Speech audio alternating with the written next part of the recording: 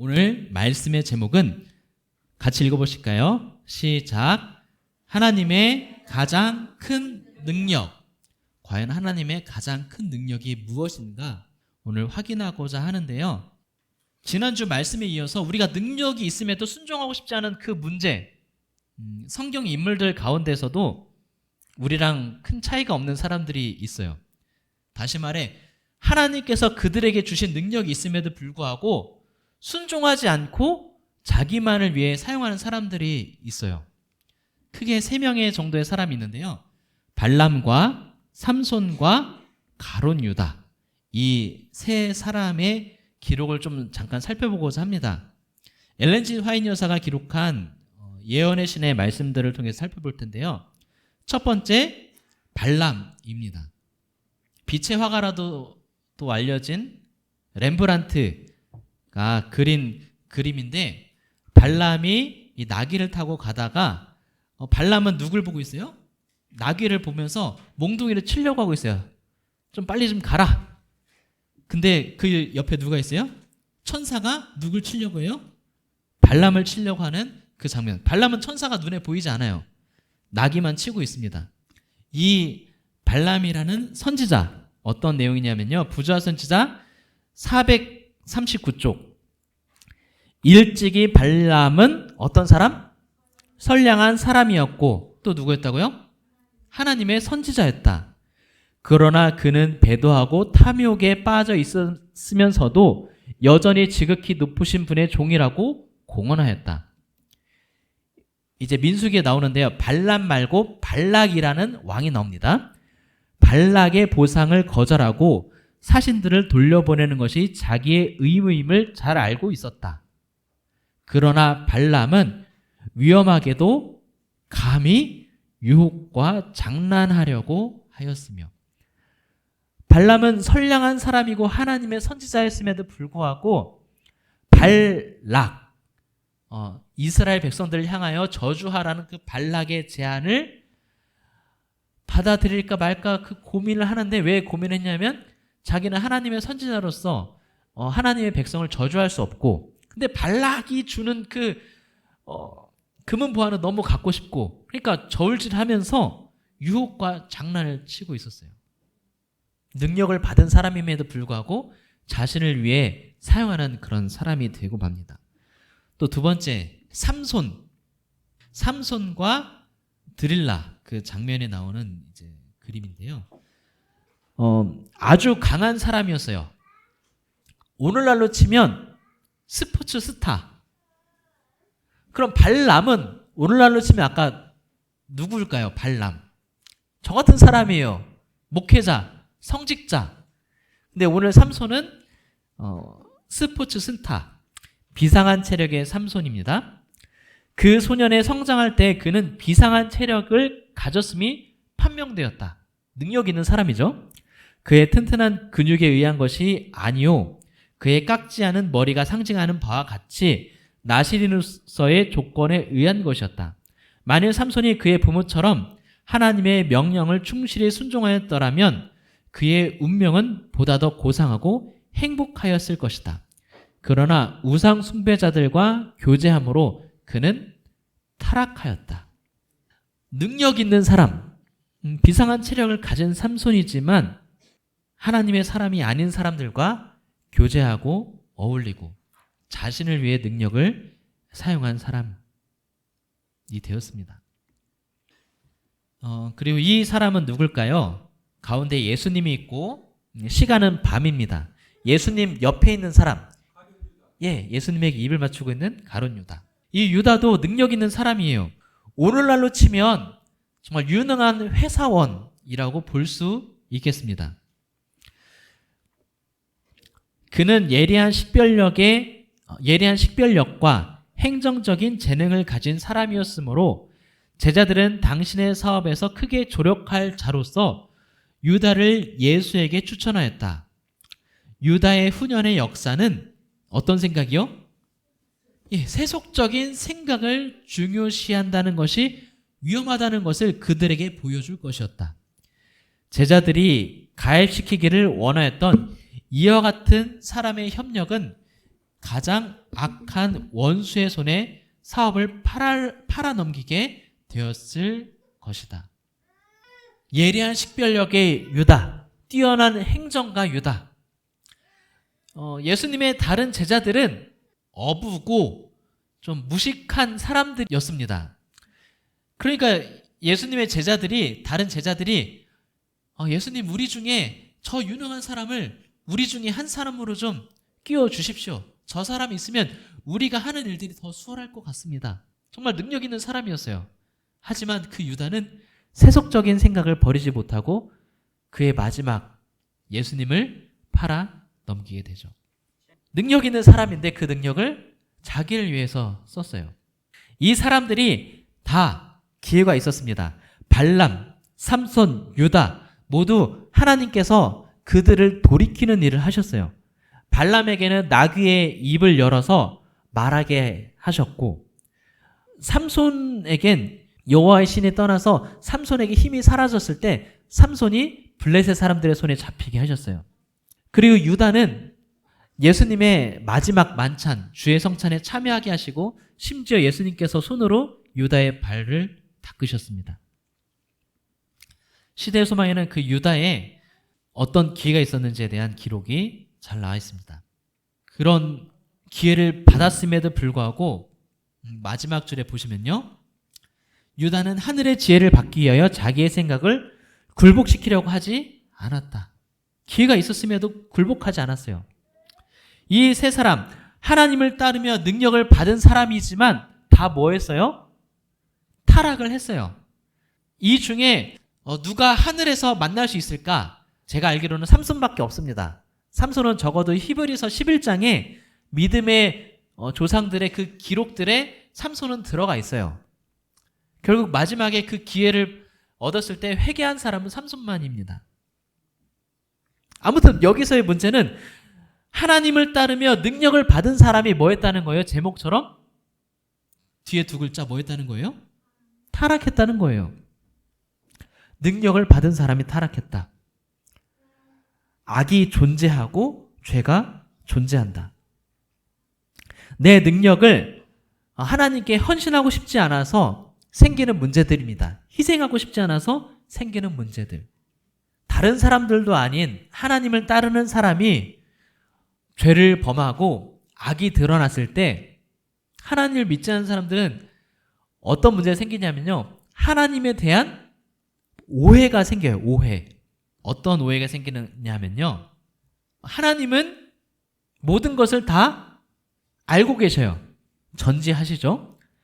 그리고 지난 설교와 오늘의 말씀처럼 하나님은 모든 것을 할 수 있으십니다. 전능이라고 표현을 합니다.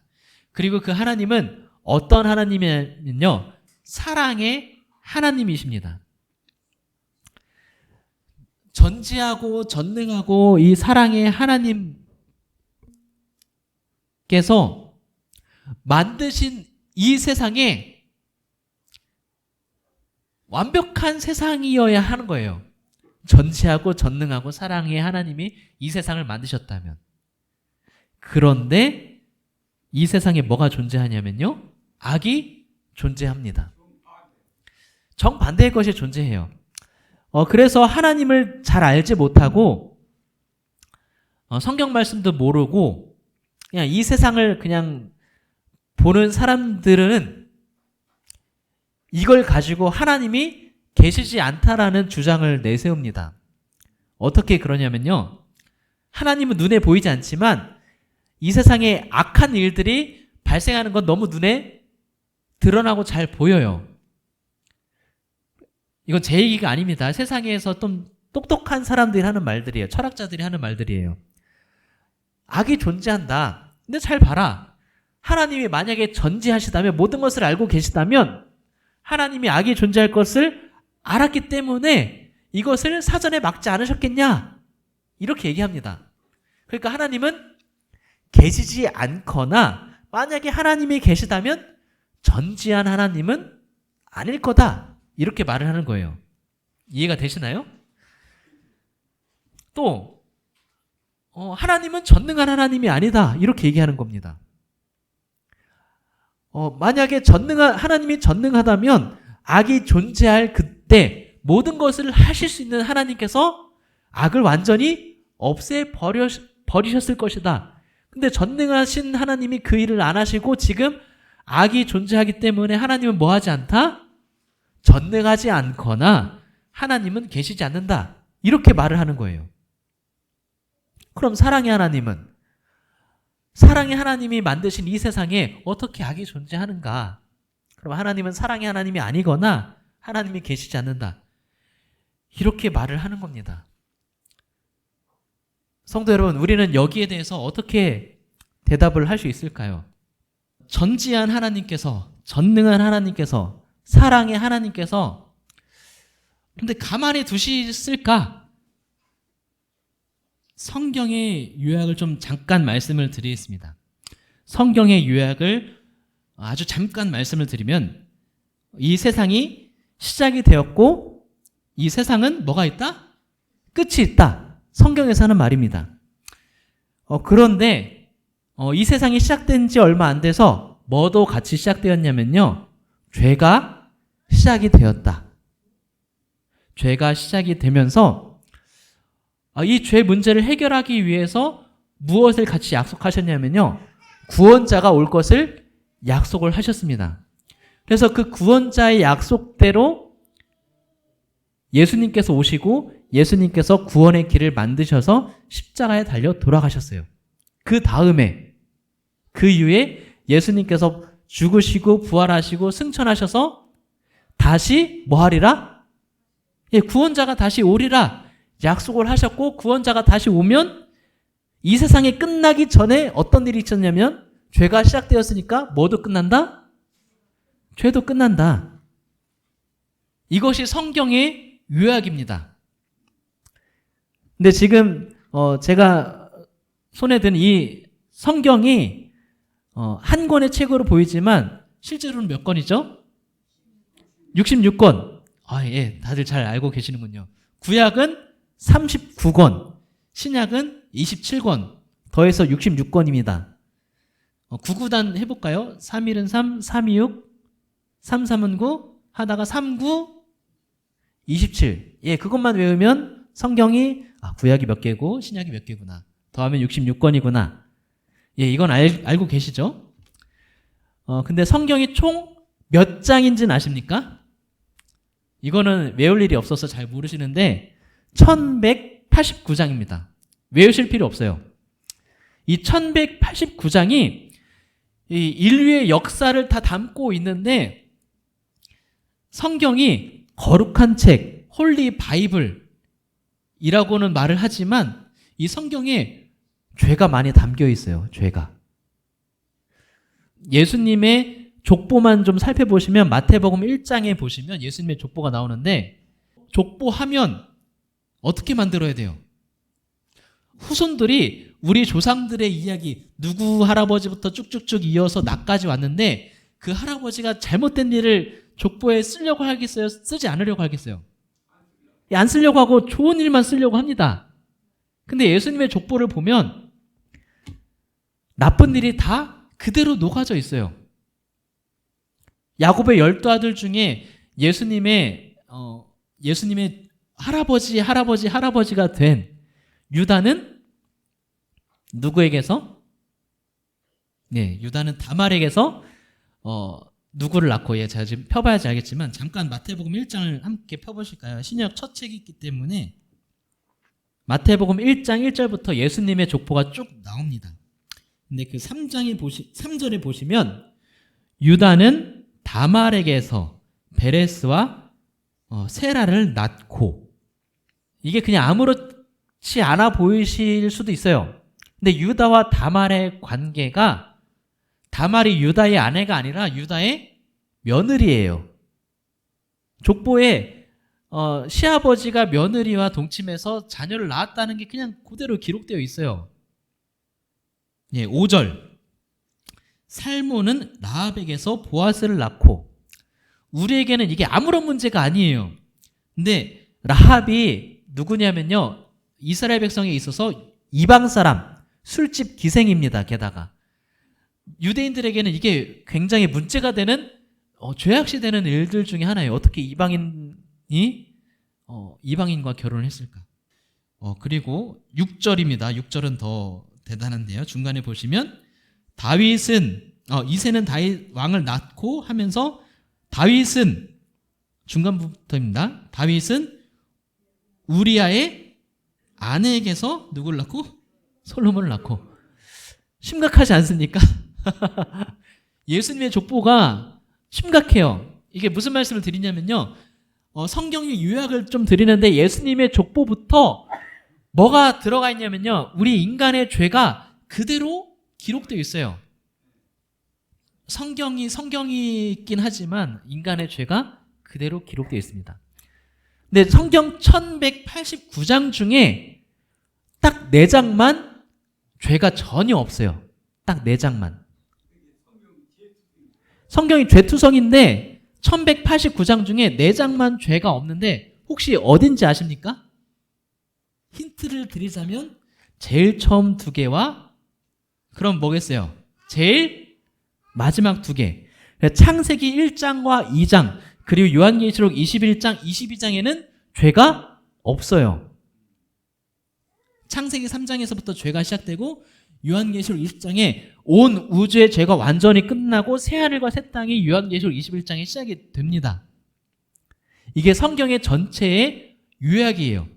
성경이 전부 죄투성이 같긴 하지만 하나님께서 원래 어떤 세상을 만드셨는가를 보여주고 어떻게 죄가 들어왔는가를 알려준 다음에 그 죄의 해결을 하시고 지금 인류의 역사가 진행되어 있고 최종적으로 완전히 죄를 없애버리시고 새하늘과 새 땅을 시작하실 거다.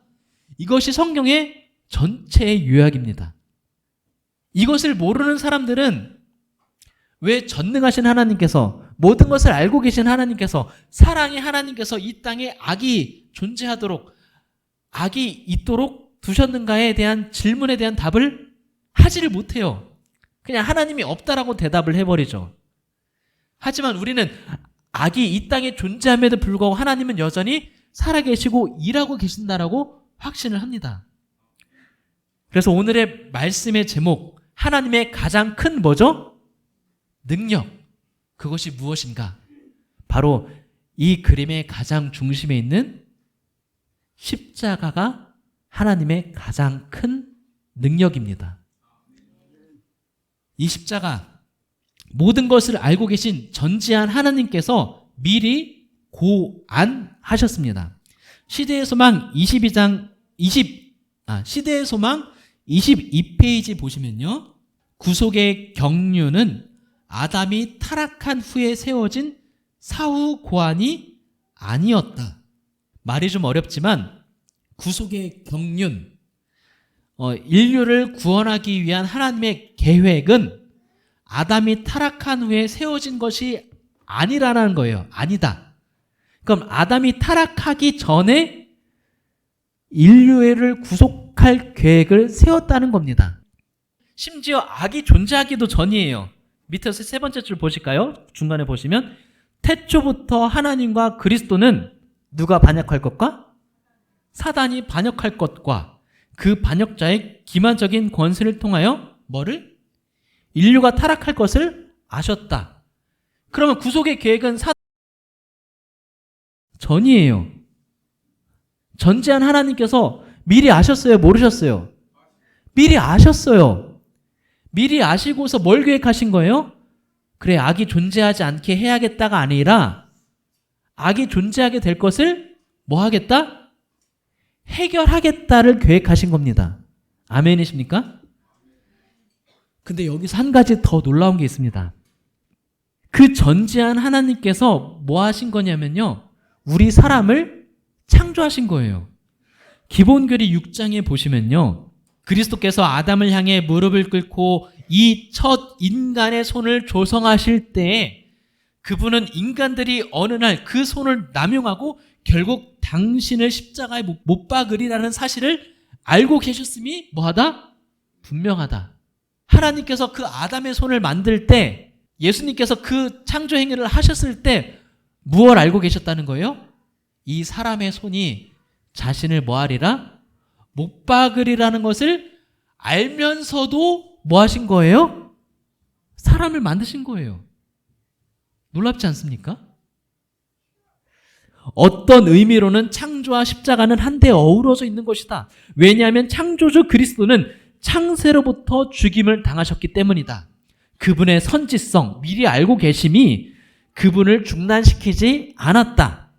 험악한 갈바리 구름 아래서 그리스도는 이 창조적 행위로 인해 당신에게서 생명의 호흡이 거두어질 것을 아시면서 아담의 코에 생명의 호흡을 불어 넣으셨다.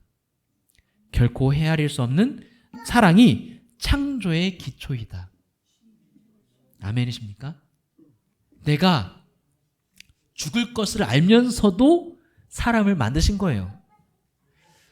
우리가 하나님께서 나를 창조하셨음이, 나를 존재케 하심이 감사하다, 이 수준 이상인 거예요. 전지한 하나님께서 미리 알고 계셨습니다. 미리 알고 계심에도 다 이 일을 계획하시고 하셨어요. 그리고 사랑의 하나님께서 자신을 바치셨는데요. 시대의 소망 755쪽 같이 읽어보실까요? 그분이 시작. 그분이 자기 자신을 제물로 십자가 위에 바치셨다. 이것은 다 그대를 사랑하기 때문에 그렇게 하신 것이다. 이 세상에 악이 존재하기 때문에 하나님은 사랑이 아니시다라고 말하는 세상 사람들이지만 십자가는 분명히 말을 합니다. 그대를 사랑하시기 때문에 하나님께서 예수님을 보내시고 예수님이 자기 자신을 제물로 바치셨다. 이 성경의 요약의 가장 가운데는 이 핵심, 예수님의 희생, 예수님의 십자가는 하나님께서 미리 알고 계획하신 것이고 하나님의 사랑이 가장 크게 드러난 곳임을 기억하시기를 간절히 바랍니다. 그리고 사도 바울은 이 하나님의 이 일이 가장 큰 능력이라고 고백합니다. 십자가의 도가 멸망하는 자들에게는 미련한 것이요 구원을 받는 우리에게는 뭐다? 하나님의 능력이다.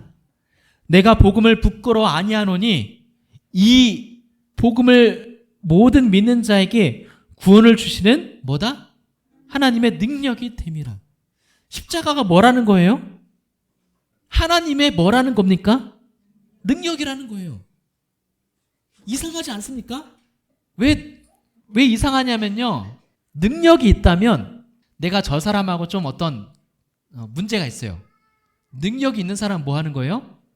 그 어떤 문제에 있어서 내가 이겨야지 능력 있는 사람이에요.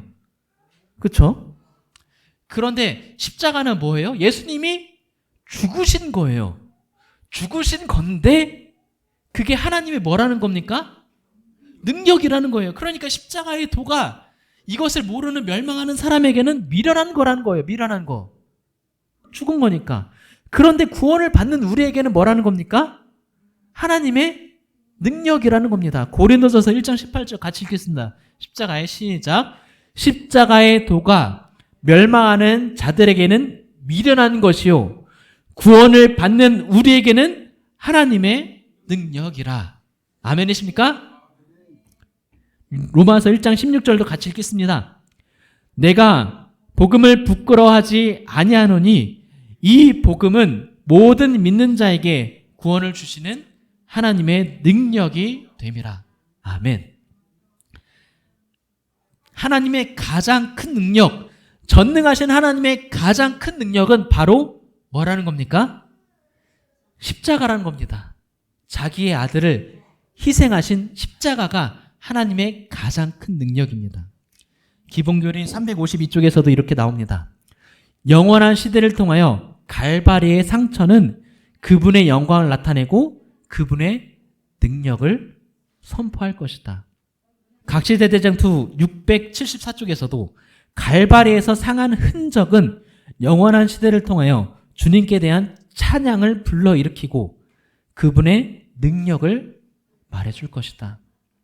예수님의 십자가가 그냥 이 땅에서만 우리를 구원하신 하나님의 능력이 아니라 영원히 하나님의 능력임이 드러날 거라는 거예요. 그 십자가가. 성도 여러분, 우리가 이런 기도할 때 있습니다. 하나님, 저에게 능력을 더하여 주시옵소서. 지난 설교를 혹시 기억하신다면 전능하신 하나님이 나와 관계를 맺는 하나님이구나를 기억하시면서 전능하신 하나님, 제가 이 문제를 해결할 능력을 허락하여 주시옵소서.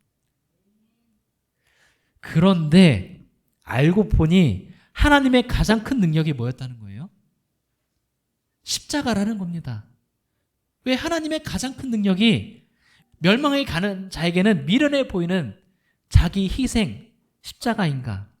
그것이 고린도전서 1장 18절에 있는 이 우리 재림교회 성경 주석에는 이렇게 주석을 합니다. 이 십자가가 뭐 한다는 겁니까? 나를 변화시킨다는 거예요.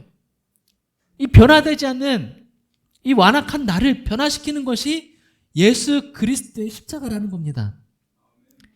이 능력은 공급되는 은혜를 죄인이 받아들일 때 병행되는 품성의 변화로 증명된다. 복음은 교리의 진술이나 예수가 십자가의 죽음으로 인류를 위해 행하신 일에 관한 이야기 이상의 것으로서 하나님의 위대한 능력을 회개한 자들, 곧 믿음을 고백한 죄인들의 마음과 삶에 적용시켜 그들을 새로운 피조물로 만드는 것이다. 그저 예수님은 이 땅에 오셨고 2000년 전에 우리 인류를 위해서 죽으셨지를 아는 것으로 그치는 것이 아니라 이 하나님의 위대한 능력을 내가 붙잡고 믿음으로 고백하면서 내 마음에 적용시키고 하면서 내가 뭐 하는 거예요? 변화되는 것. 그래서 우리가 피상적인 믿음에서 구체적인 믿음으로 변하는 것인데요. 시대의 소망 347쪽, 좀 길긴 하지만 같이 천천히 읽어보실까요? 신앙에 관하여 경박하게 말한다든지 줄인 심령과 산 믿음 없이 기도한다든지 하는 것은 아무런 소용이 없다. 그리스도를 다만 세상의 구조로 받아들이는 명목상의 믿음은 결코 치유를 받을 수 없다. 구원에 이르는 믿음은 진리를 단순히 지식적으로 인정하는 것이 아니다. 그리스도를 피상적으로 믿는 것으로는 넉넉하지 않다. 밑에서부터 세 번째 줄 더 큰 소리로 우리는 시작. 우리는 그리스도를 참으로 믿어야 한다. 우리에게 유익을 주는 유일한 믿음은 곧 그리스도를 개인의 구조로 믿는 것, 곧 그리스도의 공로를 우리들 자신을 위한 것으로 하는 믿음이다. 아멘. 피상적인 믿음에서 구체적인 믿음으로 그저 인류의 구원자가 아니라 정말 나 한 사람을 구원하기 위해서 예수님께서 십자가에 죽으셨다는 것을 받아들이는 것, 그리고 그로 인해 내가 구원을 얻었다는 것, 이것을 믿는 것입니다. 그러면 정확한 방법은 무엇일까? 이 피상적인 믿음에서 구체적인 믿음으로 하는 방법, 정로의 계단 70쪽에 나옵니다. 그 방법. 아침마다 그대 자신을 하나님께 바치라. 그리고 이 일을 그대의 첫째 일로 삼으라. 또한 기도하기를 오 주여 나를 받으사 온전히 당신 것으로 삼으소서. 나는 나의 모든 계획을 당신 발 앞에 놓나이다. 오늘 나를 당신의 일에 써 주시옵소서.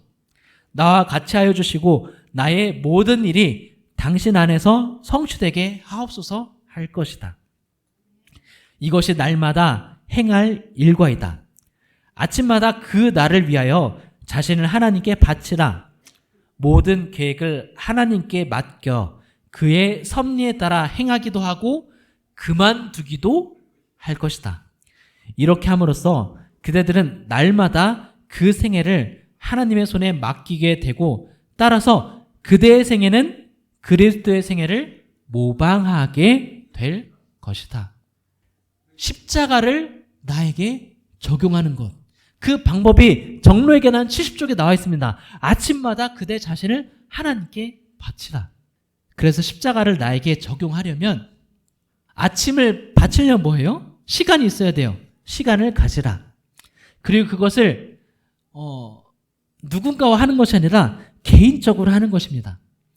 그리고 이것을 한두 번 하고 끝나는 것이 아니에요. 매일 하는 겁니다. 그리고 이 가운데 가장 핵심인 예수님을 구하고, 이 방법이 그냥 아무것도 없이 하는 것이 아니라 성경과 기도를 통하여 하는 것입니다. 우리 성도 여러분, 우리가 예수님의 십자가를 잘 알고 있습니다. 그런데 그것이 좀 멀리 떨어져 있게 여겨지신다면 우리는 어쩌면 명목상의 신앙인으로만 남아 있는 것이 아닌가 생각을 하게 됩니다. 우리에게 중요한 것은 이제 이것을 내 삶에 날마다 매일매일 적용하는 것입니다. 하나님의 가장 큰 능력인 십자가를 내 삶에 적용하게 되시기를 간절히 바랍니다. 말씀을 줄이면서 영상 하나를 좀 보고자 하는데요. 좀 가슴이 먹먹한 영상일 수가 있습니다. 한번 좀 보시도록 하겠습니다. 건물 유리창 밖으로 연기가 뿜어져 나오고 주민들은 소방대원들에게 차례로 구조됩니다. 새벽 시간 잠을 자고 있던 주민들은 속옷 차림으로 황급히 건물을 빠져나갑니다. 불길이 번지기 전 화재 현장 인근의 CCTV 화면입니다. 한 남성이 불이 난 건물에서 빠져나온 뒤 다시 건물 안으로 들어갑니다. 같은 건물에 살던 28살 안치범 씨입니다. 안 씨는 화재 현장에서 의식을 잃고 쓰러진 채 발견됐습니다. 안 씨가 주민들을 깨운 덕분에 다른 인명피해는 없었지만 정작 안 씨는 11일 만에 숨을 거뒀습니다. 목소리가 좋아 성우를 꿈꿔왔던 안 씨는 최근까지도 밤샘 연습을 하며 시험을 준비했습니다. 주변에 알리지 않고 꾸준히 장애인 봉사를 해온 사실까지 전해지면서 안 씨의 의로움이 깊은 울림을 주고 있습니다. 안 씨의 소식을 접한 네티즌들은 안 씨를 진정한 의인으로 칭하며 그의 죽음을 애도했습니다. 오늘 장례 절차가 마무리되는 대로 안 씨에 대한 의사자 지정이 추진될 예정입니다. 2016년 28살 성우 지망생 안치범 씨입니다. 밤늦게 집에서 이제 성우가 되기 위한 연습을 하다가 이제 빌라에 불이 나서 자기는 탈출해서 나왔습니다. 근데 나와 보니까 불은 나고 있는데 이 빌라에 아무도 나오고 있지 않은 거예요. 다 자고 있구나. 그래서 아까 CCTV에서 다시 들어가서 지금 이게 뭐냐면요, 엘리베이터를 타고 맨 위층부터 올라가는 장면이에요. 그래서 모든 집을 문을 두드리고 초인종을 누르고 하면서 다 깨운 거예요. 불이야 불 하면서 다 깨우고 119에 신고도 하고 다 깨워서 모두 탈출을 시켰어요. 이 화재로 죽은 사람이 아무도 없습니다. 아무도 없고 누구만 죽었냐면요, 이 처음에 탈출했던 이 안치범 청년만 이제 연기를 마시고 질식사로 이렇게 숨을 거두게 되었어요. 만약에 제가 이 빌라에 살고 있던 사람 중에 한 사람이고 이 분 때문에 목숨을 건지게 되었으면 저는 평생토록 이 사람을 잊지 못하면서 살 겁니다. 그렇지 않으시겠어요? 우리가 예수님의 십자가, 예수님의 희생 때문에, 예수님의 죽으심 때문에 내가 살게 되었고 구원의 길을 얻게 되었는데 우리는 이것을 너무 잘 깨닫지 못하고 멀게 여기면서 살 때가 참 많습니다. 잊고 살아요. 우리는 어쩌면 이 안치범 군이 예수님의 모습이고 우리는 모두 이 빌라에 살고 있던 사람들일 겁니다. 이 사람 때문에 빌라에 살고 있던 모든 사람들이 살게 된 것처럼 우리가 예수님 때문에 구원을 얻고 생명을 얻은 사람이 되었습니다. 우리가 이것을 잊지 않고 끝까지 기억하셨으면 좋겠습니다. 우리가 이것을 깨달을 때 우리의 삶에 어떤 변화가 생기는가? 제가 좀 딱딱한 책이긴 해요. 너무 딱딱한 책인데 그 딱딱한 책을 13년 만에 다시 읽으면서 이게 이런 구절이 있었단 말이야? 그 책이 뭐냐면요, 기본교리예요. 재림교회 기본교리인데 그 기본교리에 이런 문장이 있는 겁니다. 제가 이 문장을 써놓고 벽에도 붙여놓고 제 이제 노트에도 기록해서 가지고 있는데 좀 같이 읽어보실까요? 우리가 시작. 우리가 가지고 있거나 가지게 될 가치와 의미가 그 어떤 것이든지 그 모든 것은 십자가에서 이루어진 그분의 희생에서 기인할 것이다. 아멘이십니까? 성도 여러분, 우리가 이 땅에서 정말 귀하게 여기는 것들이 있었어요. 우리가 어떤 가치를 두고 의미가 있게 생각하는 것들이 있었어요. 그런데 그 모든 것들이 뭐로부터 출발한다는 거예요? 예, 그분의 희생, 십자가에서 이루어진 것으로 인해서 다 뭐 했다는 거예요? 시작되었다는 겁니다. 그리고 이제 내가 앞으로 삶에 있어서 정말 중요하게 여기고 가치를 있게 두는 것들이 다 뭐해 보이게 된다는 거예요? 달라져 보이게 된다는 겁니다. 하나님의 가장 큰 능력은 제가 이 배경 그림으로 준비한 것처럼 예수님의 십자가입니다. 우리가 이것을 너무 멀리 떨어뜨려 생각하고 깊이 생각하지 않고 내 피부에 와닿지 않았기 때문에 하나님의 능력이 되지 못하고 있었던 거지, 이것을 정말 가까이 두고 깨닫는 순간 나를 변화시키는 가장 큰 능력이 됨을 기억하시면서 우리가 날마다 주님을 바라보시고 나를 변화시키는 이 십자가의 능력을 붙잡으면서 살게 되시기를 간절히 바랍니다. 그렇게 하면서 우리의 삶이 날마다 한 걸음 한 걸음 더더욱 변화되시는 저와 우리 모든 성도님들 되시기를 간절히 바라면서 오늘 말씀을 줄이겠습니다.